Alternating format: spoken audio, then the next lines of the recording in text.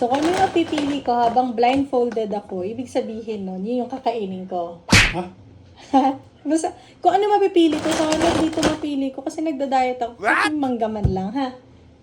Okay. Naka-blindfold naman kaya hindi naman ano to, walang daya. Okay na? Okay na? Okay na. Kapikit din ako. Okay na? Okay na? Okay. Okay, ikot ko. Naku, kinakabahan ako. Gusto ko kahit yung orange or mangga. Ang hirap na. Gusto ko mag-diet. Okay, wait lang.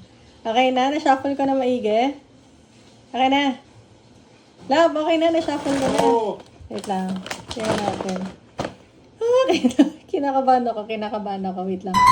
Okay, I think ito yun. Ano kaya ito?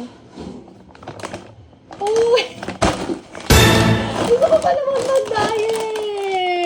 Kinakabahan ako. Sayang. Diet starts tomorrow. Obvious naman eh. Walang daya, oh. Anong pinang-daya ko? Eto nga, oh. Shuffle ko, naka-blindfold ako. Walang daya.